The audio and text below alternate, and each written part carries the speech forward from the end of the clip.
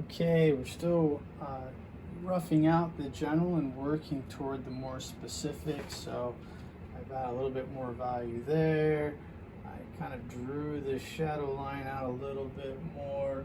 I'm not too sure if this is the shape I want, but I wanted to look at it. And of course, in my drawing, I can take a moment, I can make that happen and see whether it fits with how I'm seeing this object in front of me. So I have my shadow kind of like this. This looks good. That's about the right shape. I don't know about this one yet. I think I'm going to take it out for now. A little bit of some subtractive work real quick there. Get rid of that. Trim this up a little bit. Okay, and then I just kind of push it back a little bit so it doesn't become too dominant. Alright, so I push that out and then continue to work toward my goal, going from the general to the more specific. So this is the back and forth process. I've got my highlights. I got a nice little mid-range. I added what I think is one of my darkest darks. Of course, there's one here, and then the shadow opens up a little bit too. So you got to be aware of that. It's just not, my shadow just isn't dark. It's made from different types of values that all have a darker range. So essentially, shape is curvy because my object's curvy, so the shape of my shadow has this curve to it, but it's made up of different darker values. It's just not the darkest dark. It's not one type of value in a darker range, but there are several darker values in this range. And so I continue to look here too, right at the curve at the bottom where it touches the plane of my picture, and making sure that I have that positioned correctly. It looks about right. I might have to make some more adjustments, but that's part of the study. So let's see what we get to next. All right. So I've made a few adjustments. I'm still working from the general to the specific. I'm also using additive and subtractive techniques on my ground to create volume, depth, shape, value, local value, and I also am presenting it with a certain type of scale. I have this foregrounded. Here's the surface and the pictorial plane that I'm placing this on. And as I was doing this, I discovered I was probably paying a little bit too much attention to this lemon, and I forgot that I had an apple in here, which also helped me understand this shadow a little bit better. So everything counts. I have this object in relationship to this object, to the paper bag that's in the back, which I hinted at with this sort of line work. So now I'm still developing the shadow to a certain extent, though I think I have it fairly well realized at this point. And then I have this apple, and I've just done just a lot of subtractive work here to show where the apple will be if I decide to work it anymore.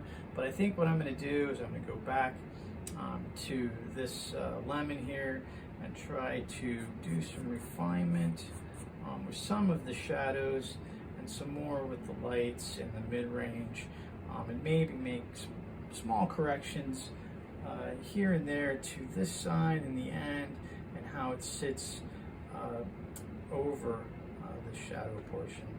So let's do that next. Okay, still working toward, I should say, still working through the general to the specific. Change the shape here a bit.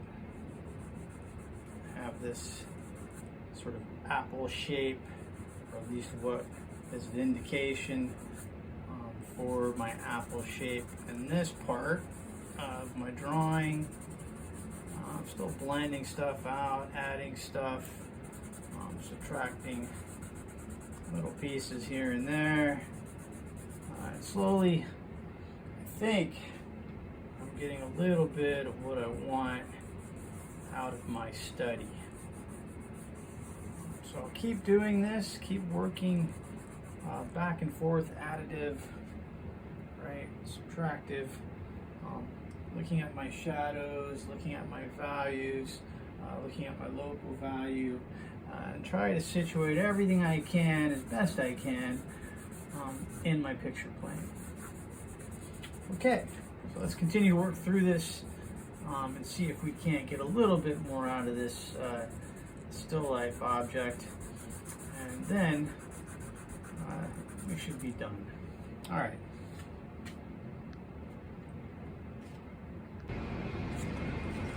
Okay, still working the general information to the specific. I've decided that I will look a little bit up top here at the bag that's behind my lemon. There's a highlight, one of the folds that makes up the base, and that highlight affects how I view what is considered the highlight and local value for the lemon. Another issue here, of course, or another thing to take note of, is the lemon has a porous skin, which is not like the paper, specifically craft paper that makes up the paper bag. So we're going to reflect light differently. All right, everybody, still using the idea that I am taking in the general information that I see first and then refining it towards more specific information that I'll be adding layer by layer as I move through using my additive process, right, with compressed charcoal, and my subtractive process, which I use by going in with an eraser. So I'm doing that a little bit back and forth. I've refined this.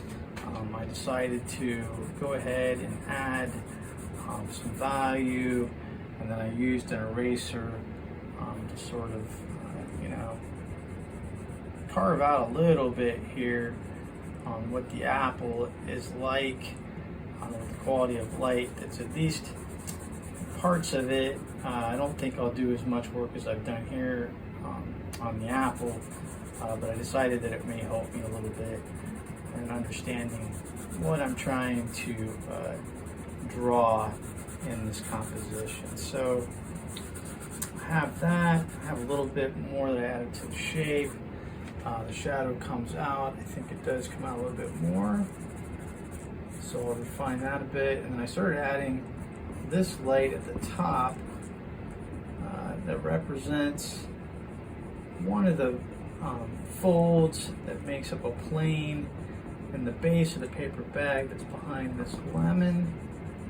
So I have that, and I noticed this highlight because when I was reading the value and local value here for the lemon, I noticed that, of course, I have some highlights here, but they're not as light as they are on the bag, and that's because the bag is made of craft paper, so it's reflecting light differently than the porousness of the lemon peel, which is absorbing and reflecting light a little differently than the paper bag.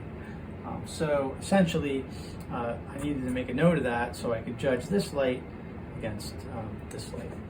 So it's this constant shifting around, and organizing the objects in your picture, but also organizing how the light, the value, the local value, works within that composition as well. So I'm going to continue here and try to address a few more of these issues with these objects as I try to render them and make them visible, and we'll see what we get as I move along a little further with this drawing. Okay, everybody, I'm just about done with this demonstration, showing you how to use subtractive techniques and additive techniques to build a composition based on your still life. So I started adding those lights here, of course, and then I started pulling back with a subtractive technique on the ground at the top to highlight this angle of the edge of the paper bag that's behind this lemon. And these are just notes to myself as I work through the drawing, moving from the general to the specific. But my main goal was to show the development of this lemon, so just to give a sense of how I'm adding layers, how I'm subtracting layers, making corrections as I go, always working from the general to the specific. So this is it so far. If I kept going, of course, I'd render the paper bag. I'd have to make some adjustments maybe on this apple, and then I would actually probably add more layers to this lemon. But at this point, I think you get a good idea of the possibilities and the elasticity of using charcoal as a medium to create things you want to make visible. Okay, so that's it. I look forward to seeing you next time. Bye-bye.